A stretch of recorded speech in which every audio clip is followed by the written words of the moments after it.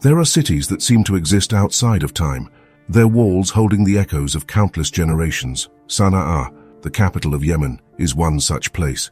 For over 2,500 years, it has stood as one of the oldest continuously inhabited cities in the world, a labyrinth of towering mud-brick houses, ornate mosques, and bustling souks. To walk through its ancient streets was to step into a living museum, where the past and present intertwined.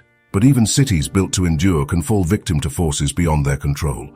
Sana'a's old city was a masterpiece of architecture, its skyline dominated by multi-story homes, decorated with intricate white gypsum patterns. Some of these buildings had stood for over 1,000 years, passed down through generations, their thick walls keeping the desert heat at bay. Minarets rose from historic mosques, including the Great Mosque of Sana'a, believed to date back to the time of Islam's earliest expansion.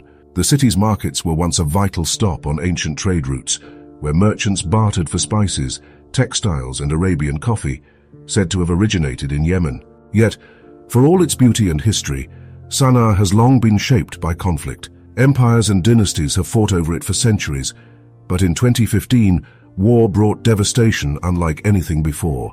As the Yemeni civil war escalated, airstrikes rained down on the city.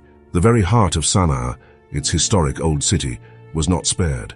Bombs reduced centuries-old homes to rubble, shattering the delicate stained glass windows that once caught the morning sun. Entire neighborhoods collapsed, their foundations shaken beyond repair. The destruction was not just physical, it was a cultural erasure. The city's unique architecture, once a symbol of Yemeni identity, lay in ruins. Residents who had lived in the same homes for generations were displaced overnight, their ancestral ties severed. UNESCO condemned the attacks, calling the destruction of Sana'a's old city a loss for all of humanity. But words could not undo the damage.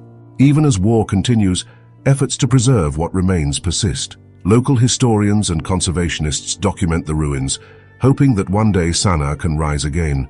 But the scars of war run deep, and the question remains, can a city so deeply tied to history ever fully recover?